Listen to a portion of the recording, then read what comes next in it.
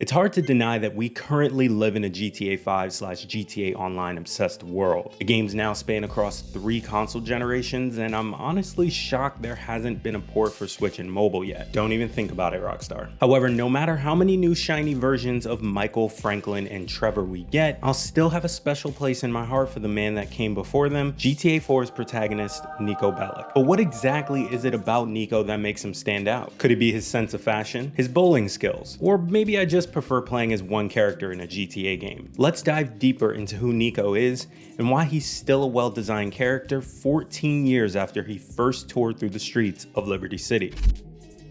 Everybody loves a good underdog story, right? Well, when you break it down, GTA 4 is just that. Nico was born into a very poor family and was forced to fight in the Yugoslav wars as a teenager. He was witness to many war crimes and most likely committed some himself. If that wasn't enough, he lost his second family of sorts when most of his squad was betrayed by one of their own. Being one of only 3 survivors of the attack, Nico became obsessed with finding the traitor and getting revenge.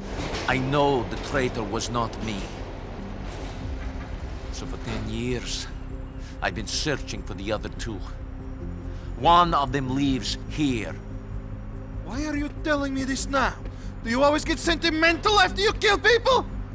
You kept asking. The poor guy was on a steady losing streak that didn't get much better after the war. Unable to find a job, Nico fell into human trafficking work in order to get by. And I know, only a monster would smuggle and sell other human beings. So that last point isn't really helping me sell him as a great character. But stick with me, because I believe that deep flaws like that is what helped make Nico more believable.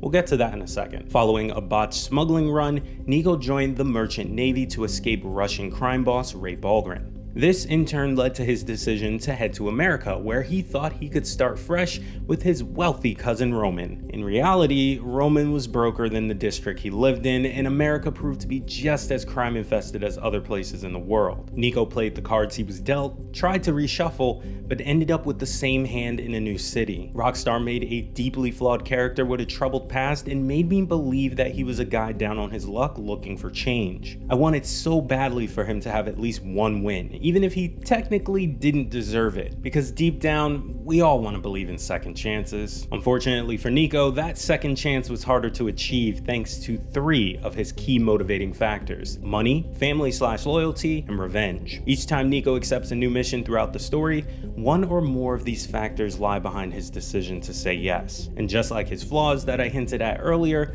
knowing Nico's why is another way that Rockstar makes him believable.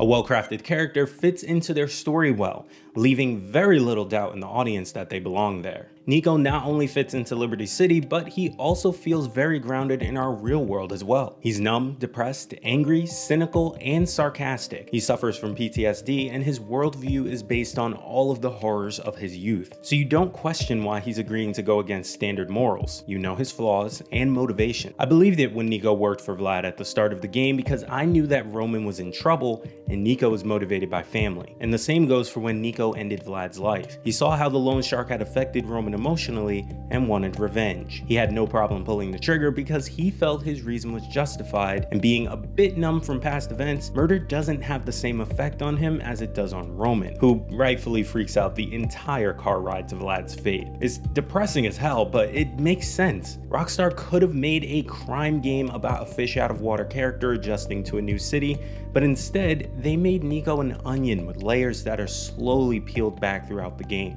His vulnerability, depth, and backstory led me to believe him more, which led me to like him more, which led me to sympathizing with him even though I've never experienced his crime-related struggles. It also helps that Nico also showed more remorse at times than some other characters we meet throughout the game.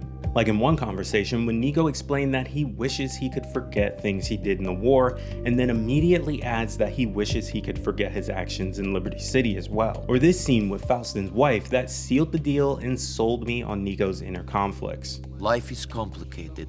I never thought I'd live like this. No?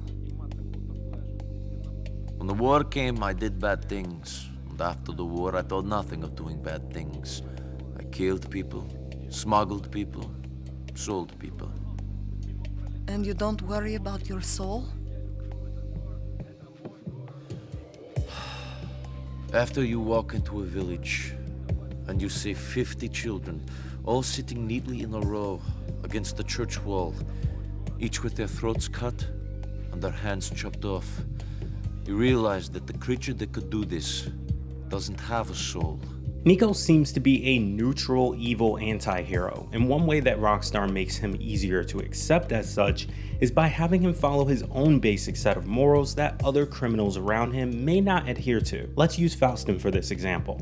The man is an unpredictable loose cannon that has no code. Meanwhile, Nico has a method to his madness. He follows orders like he's been trained to since he was young, and seems to need a good reason before killing someone, even if that reason is something as small as an unpaid debt. Nico is polite and kind to those who are the same to him. He says no to offers of drugs and alcohol use, and he isn't going off on a rampage just for the hell of it. Sure, the game's open nature allows you to take Nico on killing sprees during free roam, but we're just talking about the main story here, the situations that Rockstar planned for Nico to be in. Everything adds up to a character that feels genuine. I still get the feeling that Nico is someone that I've bumped into and luckily didn't get on the bad side of as I roam the streets of New York City throughout the years. It also helps that Rockstar nailed the vibe of Manhattan and its surrounding boroughs. GTA 4 as a whole has a washed out color palette and a gritty tone that makes it feel like an NYC crime drama instead of an overly satirical action-packed heist flick. Nico never felt like a caricature of an Eastern European man, and I think that goes a long way to making him more believable and well written. And finally, I'm a huge sucker for sarcasm, and Nico has a great, dark, sarcastic humor. I kick all the asses that play me. They call me the janitor. Because you can't pay your debts and they make you mop the floor? Fetero Manskaza. What's your name again? Big mouth prick. Veracatches. Sit down. How you doing? This is so much fun. Roman, I'm shooting a video. I'm trying to. And watching them show up and look around. Niko Bellic may not be the best example of a great human being, but I think he's a great example of a well-written character with many layers. Rockstar was effective at making the player care about him, root for him, but also hate him just enough so that they don't feel like a horrible human being themselves. Hit the comment section and let me know what you think about Nico, or which GTA character you think is well written and why.